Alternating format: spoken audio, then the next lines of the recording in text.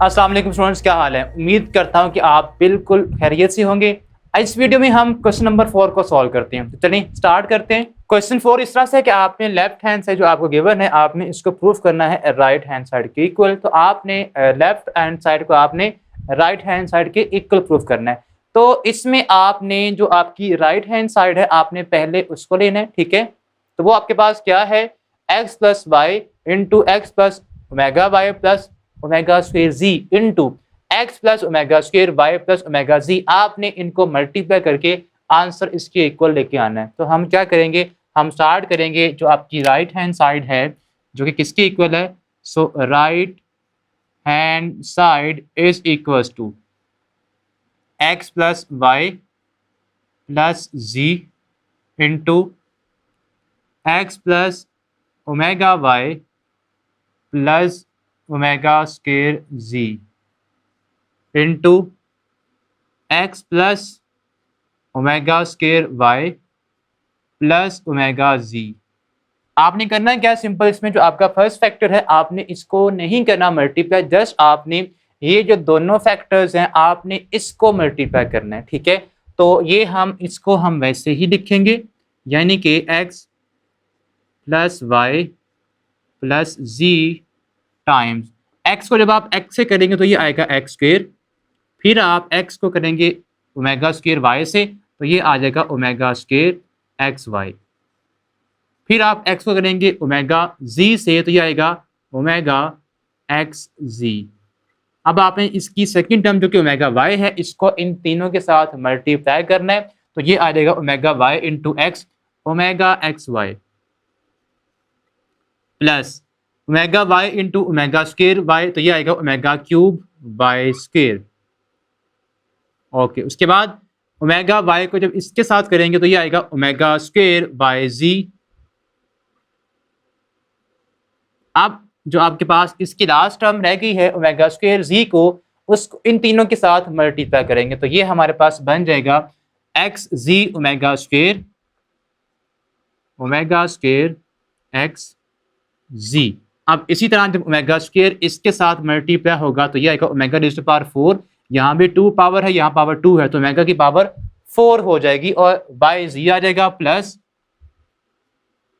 Omega raise to power 4 by g. अब last पे रह गया है हमारे पास omega square g into omega g, ठीक है। तो ये आएगा ओमेगा क्यूब जी क्यूब आ जाएगा, ओमेगा स्क्वायर इंटू जी का स्क्वायर, ठीक है। यानी कि ओमेगा क्यूब आएगा बिकॉज यहाँ पे 3 इंटू 1 ओमेगा क्यूब आ जाएगा। सो अब हमने क्या करना है, अब आपने इनको अरेंज करना है। किस तरह से करना है, यहाँ जहाँ पे ओमेगा क्यूब है वहाँ पे हम 1 पुट कर देंगे और यहाँ पे आपके पास ओमेगा 4 है इसको हम रिड्यूस करेंगे ओमेगा क्यूब के अंदर ही, ठीक है। और जो लाइक टर्म्स हैं उन्हें कंबाइन कर देंगे, यानी कि हमने नेक्स्ट स्टेप में क्या करना है, इसको आपने एज इट इज ही लिखना है इंटू एक्स स्क्वायर प्लस अब आपने जो यहाँ पे ओमेगा स्क्वायर एक्स वाई है तो ओमेगा स्क्वायर एक्स वाई की और टर्म कहाँ पे है, यहाँ पे है एक्स वाई के साथ, ठीक है। तो इन दोनों को कंबाइन कर लें तो omega square x y plus omega x y आ जाएगा और प्लस इसके साथ आप अब एक्स जी वाली टर्म लिखेंगे तो ओमेगा एक्स जी और कौन सी एक्स जी यहाँ पे है which is omega square x g, ठीक है। इसको भी अंडरलाइन कर लें ताकि आपको याद रहे कौन कौन से टर्म्स हम अरेंज कर चुके हैं। इसी तरह हमने अब क्या करना है, इसके साथ अब एक्स जी भी हो चुका है, ये भी हो चुकी है। अब रह गया है वाई जी आपके पास यहाँ पे ये है ओमेगा स्क्वायर वाई जी और यहाँ पे omega raise to power 4 y g है। तो ओमेगा रेज़ टू पावर 4 को हम लिख सकते हैं omega cube into omega y g, साथ में वैसे ही आ जाएगा। और लास्ट पे आपके पास क्या बचेगा, यहाँ पे आप कह दें कि ओमेगा क्यूब की वैल्यू क्या होती है 1, या भी आप इसको नेक्स्ट टाइम पुट करेंगे, हम कर लेते हैं साथ में ओमेगा क्यूब जी स्क्वायर साथ में वैसे ही आ जाएगा। सो ये हमने पुट कर दी वैल्यूज, ठीक है। अब यहाँ पे हमारे पास जो वाई स्क्वायर है वो टर्म यहाँ पे आनी चाहिए थी, हम मिसिंग है तो हमने सॉरी यहाँ पे हमने वाई स्क्वायर लगाना हम शायद भूल गए, तो यहाँ पे हमारे पास ये भी आ जाएगा और प्लस आप कर दें इसमें ओमेगा क्यूब जी का स्क्वायर। ठीक है, ये हमारे पास वाई का स्क्वायर बन जाएगा, वाई स्क्वायर। ये हमारी बनती हैं टोटल सारी टर्म्स। ठीक है, अब इसके बाद आपने जिनको हमने अरेंज किया है लाइक टर्म्स को, उनमें से जो लाइक टर्म्स हैं लाइक एक्स वाई यहाँ पे है, यहाँ भी एक्स वाई, इनको कॉमन ले लेंगे आप, तो ये बन जाएगा x plus y plus g into x square plus यहाँ पे एक्स वाई को आप जब कॉमन लेंगे तो क्या बचेगा, ओमेगा स्क्वायर प्लस ओमेगा, और एक्स वाई को कॉमन जो लिया हमने वो बाहर लिख देंगे। ठीक है, इसी तरह आपने एक्स जी जो आपके पास है ये कॉमन लेंगे तो क्या बचेगा, ओमेगा प्लस ओमेगा स्क्वायर और यहाँ पे एक्स जी लिख देंगे।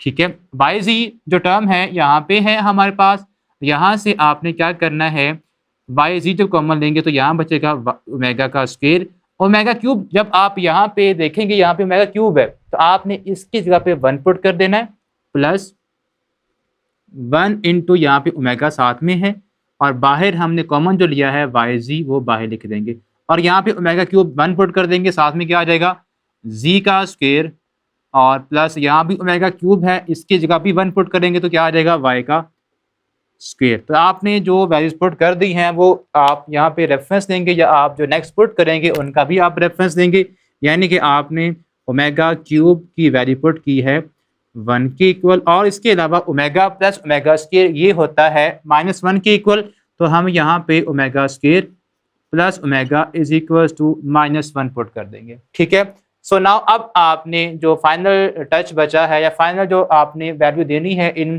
टर्म्स को वो आप लिख देंगे इनकी जगह पे, तो ये आप कह लें कि x plus Y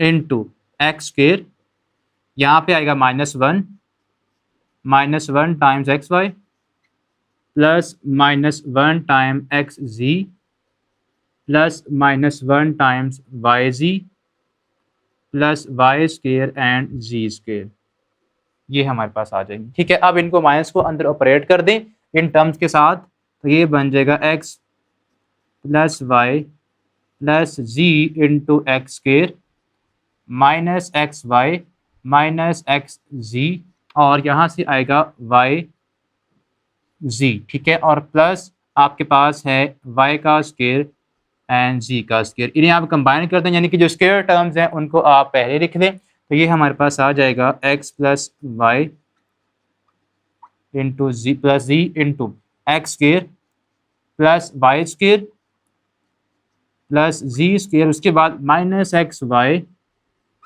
minus x g minus y g. ये हमारे पास कहने की हमारे पास सिंप्लीफाइड फॉर्म बन गई है जिसमें हमने ओमेगा को ओमिट कर दिया है, तो ये हमारे पास इक्वल होता है जो आपके पास इक्वेशन में लेफ्ट हैंड साइड गिवन है एक्स क्यूब के, आप यहाँ पे लिख देंगे is equal to x cube plus y cube plus z cube -3xyz के। ठीक है, आपने जस्ट मल्टीप्लाई नहीं करना, जस्ट आपने इसको इक्वल इसके लिख देना है, बिकॉज इन दोनों को जब मल्टीप्लाई करेंगे तो आपके पास आंसर यही आएगा। तो ये था हमारा स्टूडेंट्स क्वेश्चन नंबर 4 जिसको हमने कंप्लीट सॉल्व कर लिया। ठीक है, उम्मीद करता हूँ आपको ये अच्छी तरह से समझ आ गया होगा, बिकॉज क्वेश्चन आसान था, जिस आपने बड़े एहतियात के साथ इनको मल्टीप्लाई करना है और उसको अरेंज करके इसको सिंप्लीफाई कर लेना है। तो अब हम इसका जो लास्ट क्वेश्चन रह गया है क्वेश्चन नंबर 5, नेक्स्ट वीडियो में हम उसको सॉल्व करेंगे। तब तक के लिए अल्लाह हाफिज़।